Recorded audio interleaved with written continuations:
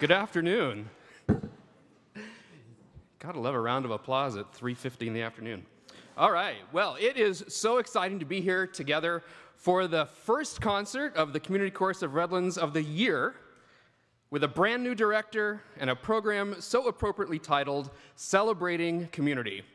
When Dr. Jeff Ricard started what would become the Community Chorus of Redlands 45 years ago as a way to involve University of Redlands alumni in the annual Feast of Lights, who could have predicted the group would still be singing strong 4.5 decades later? Pretty good. If you've lived in Redlands for any length of time, you can feel the importance of community and involvement everywhere you go. It's palpable. Community and civic pride come in many forms, and it's manifested in myriad ways. In Redlands, we have parades, we have iconic buildings and parks, we have pride of place in views and climate. We love our civic institutions, our history, our philanthropic traditions, and perhaps most importantly, we love the arts, and music in particular. Just look at the success of the Redlands Bowl, the Redlands Symphony, the Spinet, the Inland Master Chorale, the Redlands Community Orchestra, and of course, the Community Chorus of Redlands. These are the things that give Redlands its soul. Every community deserves its own anthem, and ever since Larry Burgess introduced me to the song Radiant Redlands 25 years ago, I too have joined the bandwagon in support of this tune for our town. And we all hope, if you're not on the bandwagon with us already, that you'll hop up after you hear this afternoon's performance.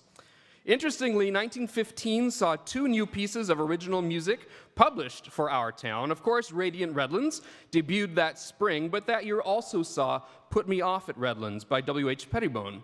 In fact, you may have heard both, perhaps for the first time, last August when Jameson Stevens and I taught the songs to new generations as part of the Redlands Bowl's Community Sing. James Hopkins Flynn, who went by Hop, is the composer of Radiant Redlands. He was born in 1866 in New York, but his family soon moved to Hannibal, Missouri. At 12, he started working a telephone switchboard and spent the rest of his professional life working in the telephone business, and seems to have been recognized as one of the best cable and wire splicers around. He and his family moved to Redlands near the beginning of the 20th century, and he worked here for the Southwestern Home Telephone Company. But when he wasn't working, he was entertaining people in town with his musical prowess, as he played numerous instruments, including piano, guitar, harmonica, and harp, and played in several different musical groups in town over the years. In the newspapers, he's often referred to as Hop Flynn the One-Man Band, which must have been quite entertaining. And I sort of envision him like Dick Van Dyke's character Bert, the one-man band in Mary Poppins, walking around with all of his instruments attached. Before Radiant Redlands, he composed The Bungalow Girl in 1912 and Where the Yellow Poppies Grow in 1914, both with lyrics by a woman named Amy Morton. William Melville Kerr, who went by the nickname Joe instead, because it was funnier to be named Joe Kerr. Takes a special kind of person, right? He grew up in Pennsylvania during the Civil War and later worked as a bookkeeper, lithographer, journalist, and poet. He was married in 1894 to a woman who was an heiress to a millionaire in Massachusetts. He and his family came to Redlands around 1913, and he became a gentleman farmer. The Kerrs only lived in Redlands for 8 years, but during that time, he became very well known in town and definitely left his mark. Doubtless, composing the lyrics to Radiant Redlands was among the high points of his time here. In early April 1915, the Facts wrote, "Now any community can have a song, provided it has money to engage a poet and a musician who can produce lyric and melody.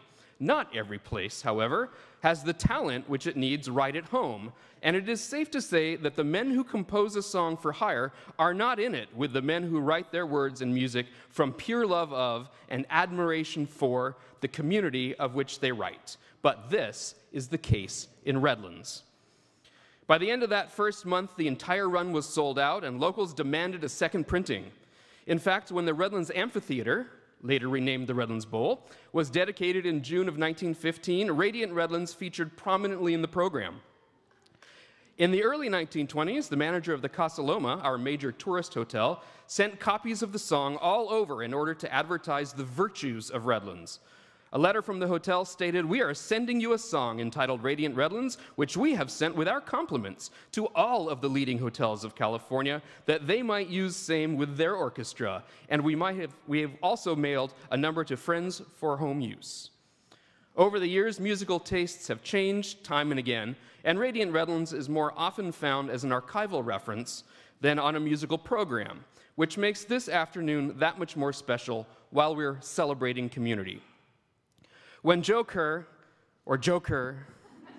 and his wife moved to Los Angeles in 1921, the Facts published this poem, which was titled Joker's Farewell. He wrote, "Farewell, rich and radiant Redlands. Goodbye, Charmville, built of hearts. Farewell, golden town, whose glories multiply as one departs. Farewell, scale, your scale of prices, haircuts, shipping, water, gas, fertilizer, fumigation, servants, hardpan, gophers, grass. Farewell, cover crops and deadwood. Goodbye, freezes. Farewell, frosts. Farewell, butchers' bills and grocers, taxes, food, and auto costs. Goodbye, picking, packing, pruning. Farewell, every sun-kissed clod. Goodbye, Redlands, your one product in the packing house of God, which will class as extra fancy, is your people, best of friends, with whom may they pack and ship me when life's picking season ends. Farewell, Radiantville, sweet Redlands, you're the paradise I'd choose if my inner apparatus could forever live on views, but she can't. She growls and clamors for a place in which to dwell where the fasting isn't chronic. Radiant Redlands, fare thee well." As a response, Facts publisher Lyman M. King composed his own poem called Farewell to Joker, with the final stanza, "And when ends this fitful season and there comes a last farewell, may you be restored to reason, spend eternity in radiant Redlands." Thank you, and now let's celebrate community.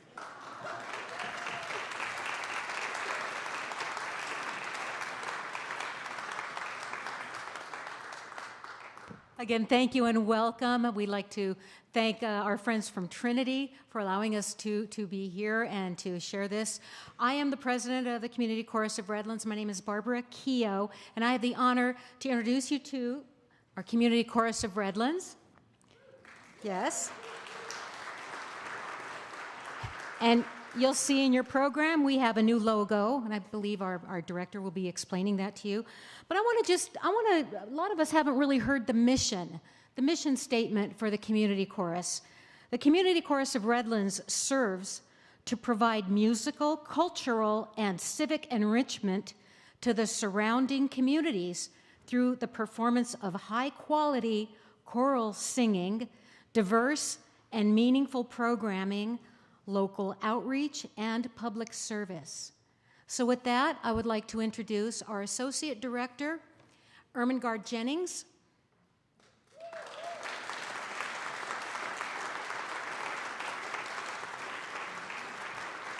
Welcome. And our director, our musical director, Jameson Stevens. Thank you.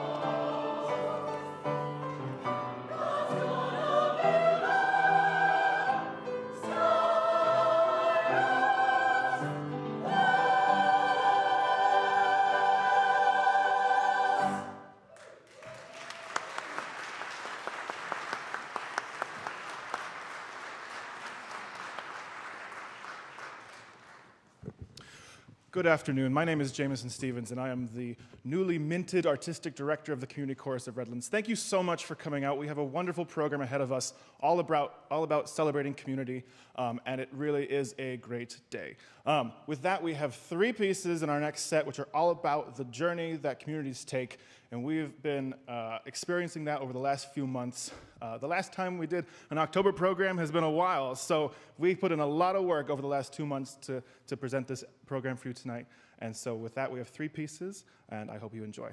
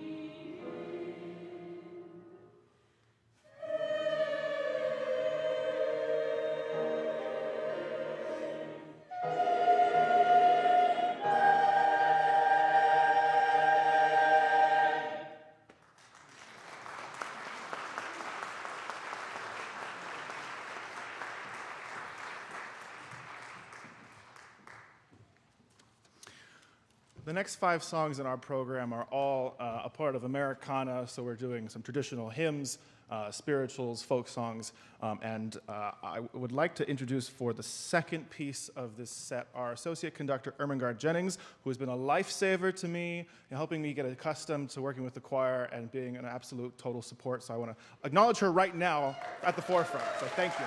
Thank you, thank you, thank you. With that, we have 5 pieces that I just know you're going to enjoy. First is 3 Shaker Songs by Sean Kirchner.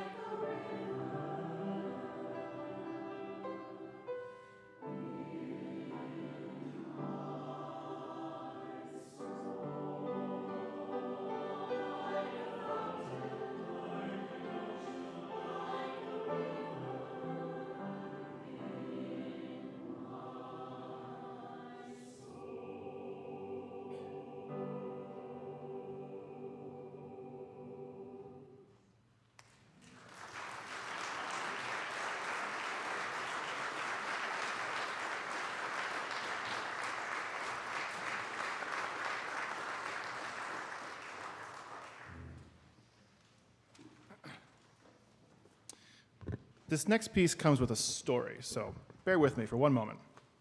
In 2021, I was commissioned by the vestry of this church to compose a piece of music for Jeff Ricard's 50th year as music minister. So I did compose that piece, but it never got performed because everyone got COVID. 3 years later, I thought it'd be a wonderful opportunity to actually premiere this piece in honor of Jeff and all the work that he has done, not just with Trinity Episcopal, but with the Community Chorus of Redlands for over 45 years. So can you give a round of applause for Jeff Ricard, who is with us here today?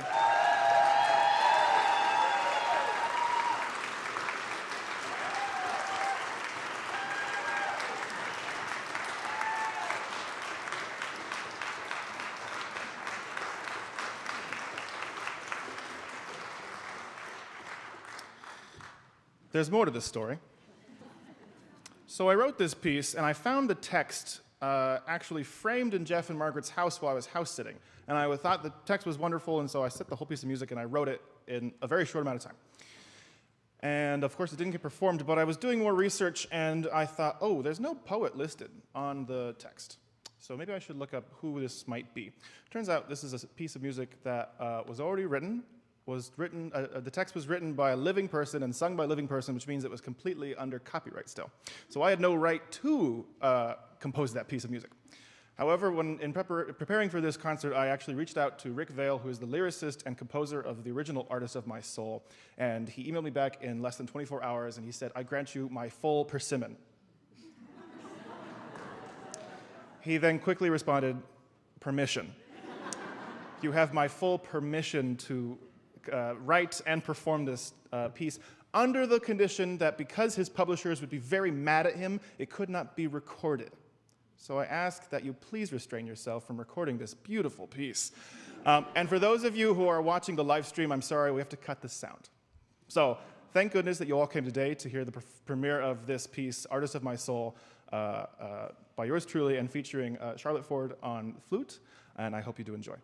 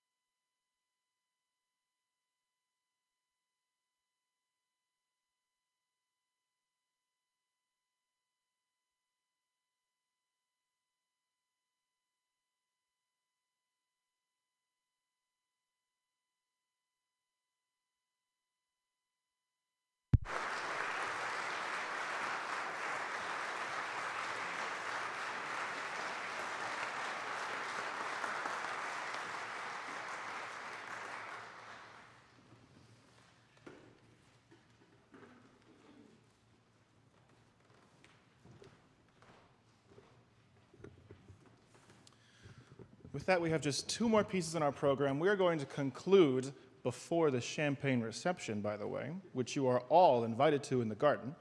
We're going to conclude with Radiant Redlands, very fittingly, as our pre-concert lecture was about, and I'm going to invite you to sing along with us during the chorus. And we're not going to teach it to you, you're just going to pick it up, and you're going to stand, you're going to sing with us, and it's going to be wonderful. But before that, we are going to sing The Promise of Living by Aaron Copeland. And at this point, I want to thank you for your generous support of the Community Chorus of Redlands. We could not exist for 45 plus years without your generosity. And so I want to just 2 points before we begin this piece. And the first is actually from the text of this piece. It reads in your program, "The promise of ending in right understanding, it is peace in our own hearts and peace with our neighbor. Oh, let us sing our song and let our song be heard. Let's sing our song with our hearts and find a promise in that song. The promise of living, the promise of growing, the promise of ending is labor and sharing our loving." The second point I would like to make is that you can write a check to the Community Chorus of Redlands.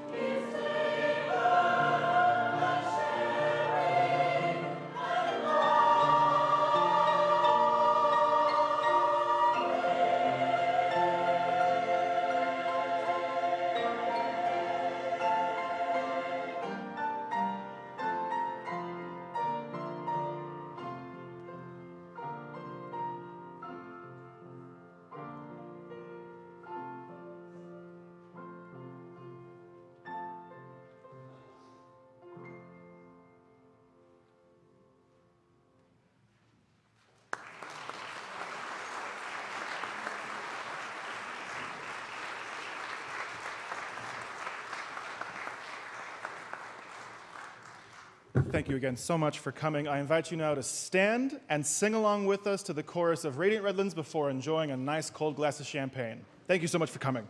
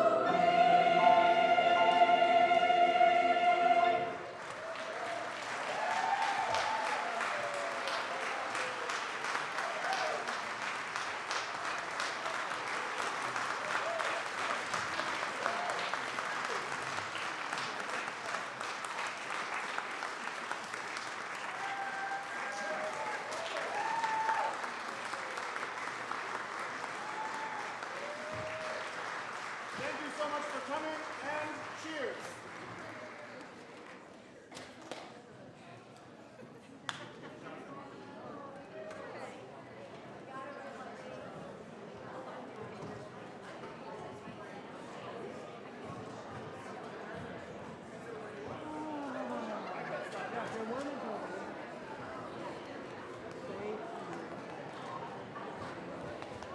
It's very good, huh? It was glorious.